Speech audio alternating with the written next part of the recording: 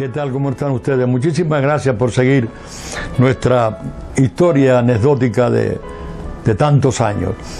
Por cierto, tengo que felicitarme yo a mí mismo porque este sábado pasado hemos estado en un evento que se realizó en Valencia. En un solo día hubo una conferencia y después hubo una gala muy bonita por la noche donde estuvieron casi todos los hijos míos de la magia, directos e indirectos. Y aquello fue realmente sensacional.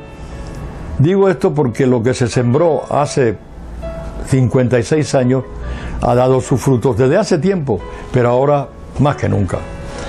Me alarmó muchísimo la cantidad de jóvenes que ven esta secuencia, que incluso uno llegó a sorprenderme enormemente. Me dio una satisfacción fabulosa cuando había bajado por internet el libro La prestidigitación al alcance de todos.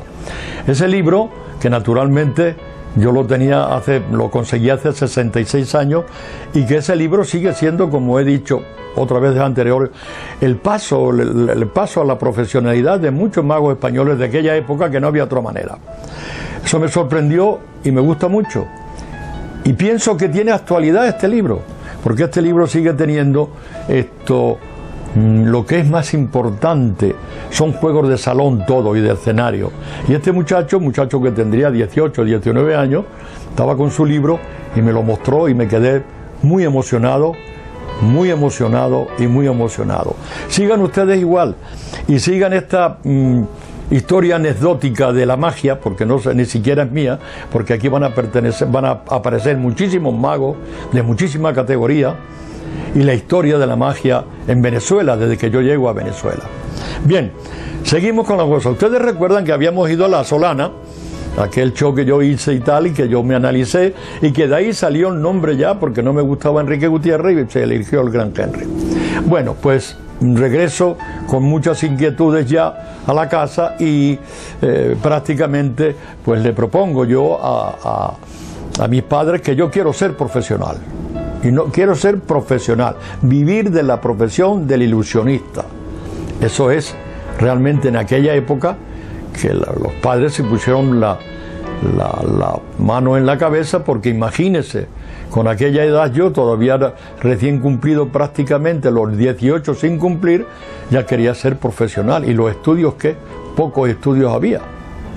Entonces mis padres decidieron buscarme una colocación, como le decían entonces, en una de las minas. Yo había aprendido, por suerte, a escribir a máquina. Mi madre me decía, por favor, Enrique, aunque sea escribir a máquina, que está muy de moda, como han estado hace 15 años ahora, o 10 años, o 15, las computadoras. En aquel momento era la máquina de escribir. Eso me gustó. Y fui a tomar un curso de mecanografía a ciegas. Ese era el que escribía aquí, mirando aquí, y llegué con aquellas manos que tenía en ese momento, llegué a dar 650 pulsaciones por minuto en las máquinas de escribir, que no eran eléctricas, que eran manuales. Eso me sirvió para entrar a trabajar en una oficina de mecanógrafos. Todos los trabajos que se hacían en aquella compañía minera pasaban por mis manos con las...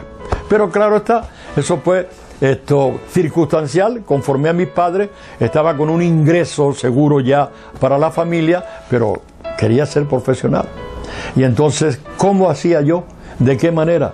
¿Cómo compaginaba? Sobre todo los fines de semana, porque claro, en esos pueblos de la comarca no se podía andar trabajando viernes y sábado. Hoy en día hay muchos espectáculos que solamente se ponen viernes, sábado y domingo. Pues entonces yo, que terminaba el viernes, pues el sábado y el domingo lo dedicaba, empecé a dedicarlo, no sabía por dónde, para ser profesional de la magia. Entre tanto, aquel año había venido nada más y nada menos, con toda la metralla que traen los circos americanos, y en aquella época vino el circo americano con 3 pistas. Bueno, pues impresionante, porque enseguida le dije a Desiderio Cama, tenemos que conseguir una entrada porque me han dicho que viene un ilusionista. Y entonces, efectivamente, había un ilusionista llamado Sandy, que era además el rey del naipe en aquel momento en España. Y su fotografía, ya la mostraremos más adelante, era el dor de oros, el as de oro, la fotografía de él, y donde pone Heraclio Fournier ponía Sandy y arriba Cartomagia. Extraordinario. Bueno, lo vimos. Yo creo que lo vi un par de veces y me di cuenta que hacía juegos similares a lo que yo hacía. Por ejemplo, hoy les voy a hacer, al terminar el programa, el juego de el huevo escamoteador. Que hoy en día es conocidísimo en todas partes. Bueno, yo lo hacía ya, hoy lo voy a hacer tal y como yo hacía la rutina, pero se lo vi a Sandy en el circo americano y vi que hacía cosas con cartas, las cosas de lucimiento, como dice nuestro amigo Wenceslao Ciuró, el acordeón en los molinos y tal, y yo hacía todo aquello, y él hacía la raqueta, que estaba la carta en la raqueta, y yo hacía la carta pinchada. Entonces, aquello, pues yo dije, Dios mío, pero si un profesional de esta envergadura viene anunciado en grandes carteles en el circo americano, yo tengo que ser enseguida él. Y cuando vino el Circo Cortés, me acerqué 2 meses después a pedir trabajo, porque le dije, me recibió el señor Cortés, un veterano con su gorrita, y me dijo, mire, no tienen un ilusionista este año. Yo puedo ser ilusionista de este circo porque yo hago casi juegos similares a lo que hace Sandy, el del circo americano. Y el hombre, señor veterano del espectáculo, veterano de los circos, veterano de las variedades, me dijo, siéntate aquí, hijo. Mira, hijo, a la edad que tú tienes, a ti te falta lo que le sobra a Sandy. El hecho de que haya juegos similares no tiene absolutamente nada que ver, porque a ti te falta la veteranía, a ti te falta los años de oficio que él tiene, a ti te falta la presentación que tiene para presentar eso que tú dices del huevo metido en el pañuelo que se transforma en huevo, la personalidad adquirida, el tiempo que lleva. Bueno, si tú tienes tanto entusiasmo como para venir a pedirme trabajo en este circo, sigue así, porque tarde o temprano llegarás. Cuando salimos del circo, decidieron, me dijo, ¿y este hombre qué pasa? Que bueno, no, que nosotros y tal, que nos falta. Y llevaba toda la razón del mundo. A todos los jóvenes se lo digo, a todos los jóvenes se lo digo, el que yo haga un periódico roto, incompuesto ya con 50 años de profesión y otro lo compre y lo quiera hacer, no puede ser. La experiencia, la veteranía, como dijo él, los años de oficio, la presentación influye de tal manera que yo he sacado la conclusión de que lo último que se necesita para subirse a hacer un escenario, a hacer magia en un escenario, es justamente la magia. Hay que tener todo eso que estoy nombrando, más el sentido del humor, buena presencia, buena dicción, como me decía aquel del circo del colegio. Tú has visto cómo presenta Sandy la raqueta, y lleva razón. Entonces, eso es lo que hice, tomar nota de aquello y empezar a entrenarme mucho, casi tanto como en la magia. Por fuera pedía asesoramiento al que lo tenía, algún actor que había que estaba por allí, que venía de vacaciones, yo le decía, y ahí sí poco a poco empecé a formar la personalidad. Viene el momento de que hay que hacer, por circunstancias, un señor que venía a vender al mercado de Puerto Llano, de un pueblo de cerquita, me entero yo, a través de un afilador y a través de Décimo, secretario, que tenía en Corral de Calatrava, que tenía una salita, era un pueblo de 4.000 habitantes, tenía una pequeña salita ahí donde se casaban, hacían las bodas, hacían los cumpleaños, hacían las comuniones, el único salón del pueblo. Y alguien le dijo, mire, pero tú conoces al ilusionista este de Puerto Llano, ¿por qué no lo llevas allí? Y nos pusimos en comunicación. Y efectivamente, conseguimos que nos contratara, o hicimos un negocio, yo cobraba la entrada, lo que se estila hoy en día, el cover, lo que se consuma allí es de la taberna, era una casa rufo, era como un poco más que una taberna, grande, un salón grande, pero poco más. Y entonces hicimos el arreglo y ¿qué les presento yo? Había 15 días que habíamos quedado, que había un fin de semana largo, Y entonces yo digo, Dios mío, llamé a Desi y digo, mira, por fin hemos arreglado con este hombre, es el primer show que hacemos y, como siempre dije, cobrando.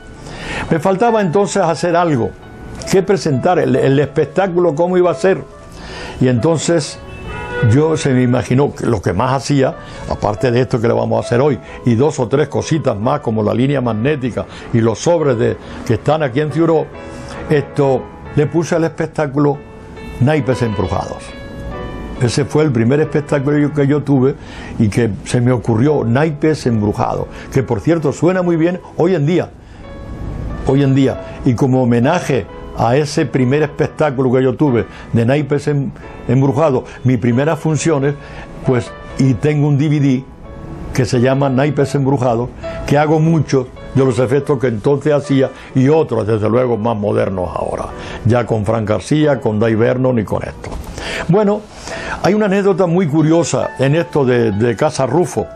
Cuando ya arreglamos todo, yo conseguí que un amigo que tenía en una imprenta me hizo una octavilla, pero me dijo el tipo, no, allí reparte eso, hay otra forma de anunciar. ¿Cómo se anuncia allí en Corral de Calatrava? Me dice, nada, usted le da una hojita al pregonero y el pregonero lo va pregonando por las esquinas. ¿Qué es eso del pregonero? Para que esta gente joven sepa. En esos pueblos pequeños, en la antigua España, en la antigua Mancha, por allí, pues había un señor que era el pregonero, que anunciaba cualquier cosa. Que por ejemplo iban a repartir no sé cómo, que la panadería estaba abierta o que el ayuntamiento tenía, pero ese día los sorteos para el servicio militar. Y entonces era así. Para hacerles una idea de a dónde llegó eso. Él tocaba en una esquina del pueblo. La gente enseguida que oía al pregonero, se abrían las puertas, salían las ventanas, salían a la calle. Y entonces él decía, y esta noche en casa de Rufo se presentará el ilusionista más joven del mundo, el gran Henry. Precio de la entrada, 1 peseta. Hay que llevar su silla. Ese era el pregonero.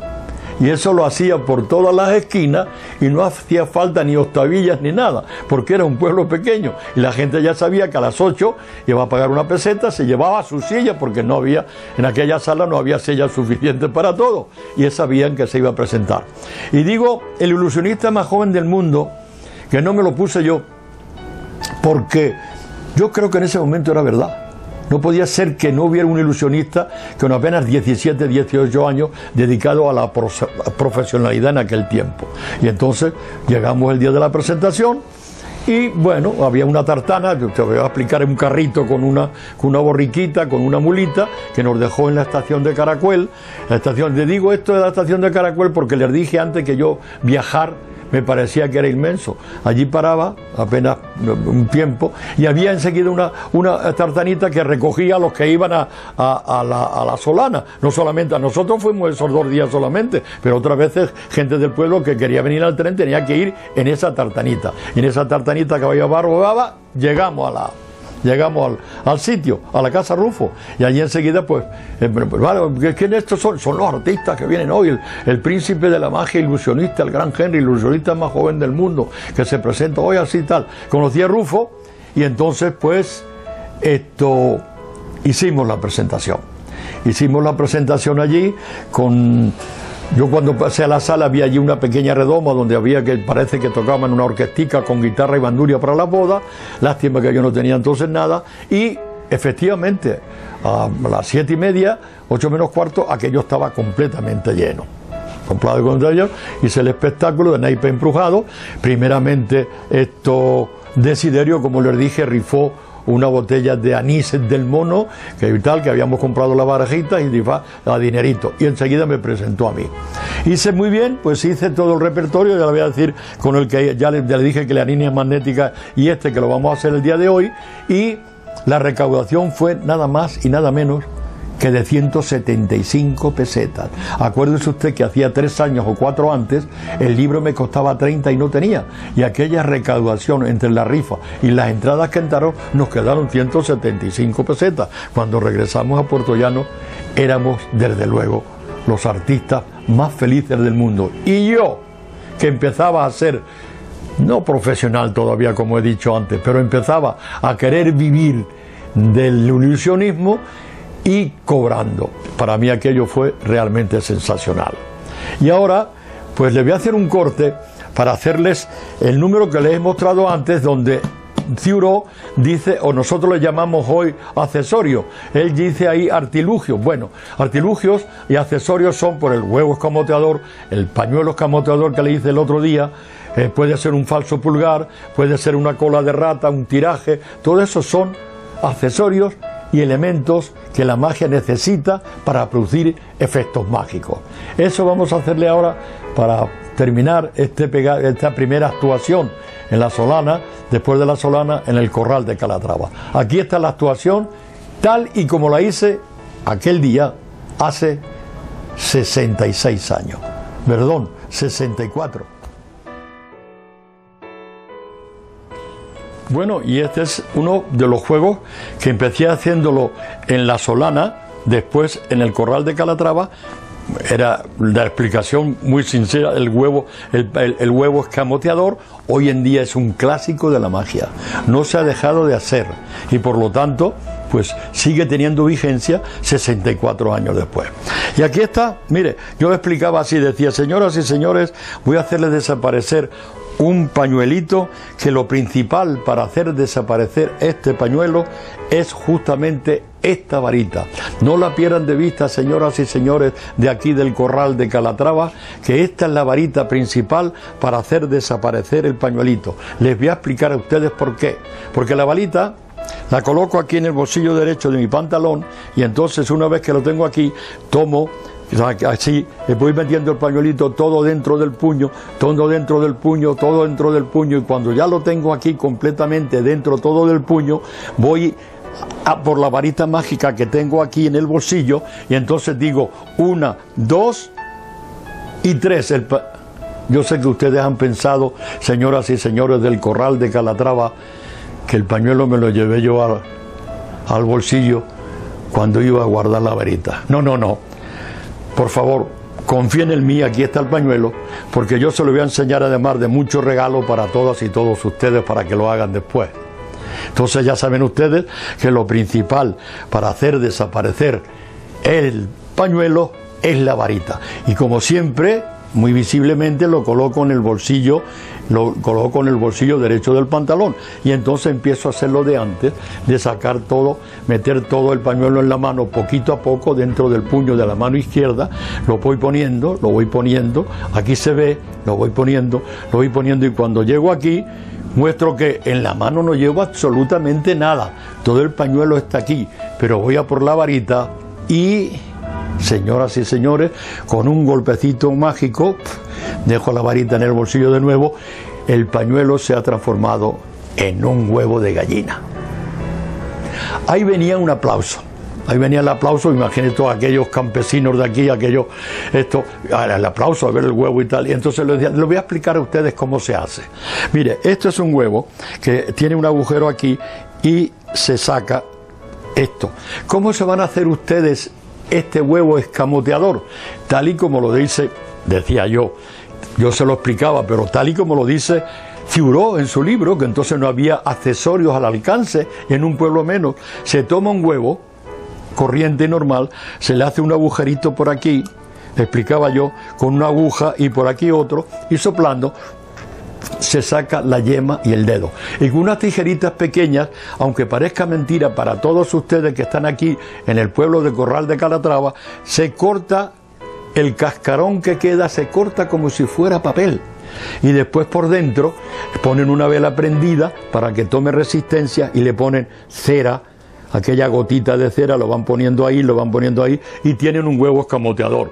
Naturalmente, con mucho cuidado, lo tienen que tener en el bolsillo y no apretar, porque a pesar que le hayas puesto la cera, pues sensible. Y una vez que yo pongo aquí esto, cuando saco la varita y digo que es lo principal para hacer desaparecer el pañuelito, ¿qué hago? Cuando voy y lo dejo en el bolsillo, ¿qué hago? Vengo y saco entonces del bolsillo el huevo sin que lo vean y entonces pego a meter. ¿Qué estoy haciendo ahora? estoy haciendo poquito a poco para que el huevo, que está hecho con la cera dentro y recortado con unas tijeritas el hueco, el agujero, lo pongo aquí. Y cuando vengo aquí, lo voy metiendo todo, y cuando llego acá, ya como lo he puesto aquí, digo, y ahora voy a por la varita, y aquí lo que tengo ahora es que tengo aquí el huevo dentro del pañuelo escamoteador que lo he metido por el agujero, por el hueco. Pero señoras y señores, cuando lo hago así un poquito, aquí ya no hay un huevo de escamoteador, sino que hay un huevo de verdad. Esto que Desi mantenía el vaso era un aplauso permanente y una risa y un despiste para todos. Este número lo hacía Sandy con el circo americano y empecé a hacerlo yo. Y cuando yo llegué a Venezuela, fue uno de los primeros míos, un caballito de batalla tremendo. Siempre es de éxito y siempre es fenomenal. La prestidigitación al alcance de todos. Amigos, muchísimas gracias por hoy. Espero que sigan esta historia que se va a ir rellenando de anécdotas y anécdotas increíbles, porque se va acercando el momento de que yo vengo a Venezuela.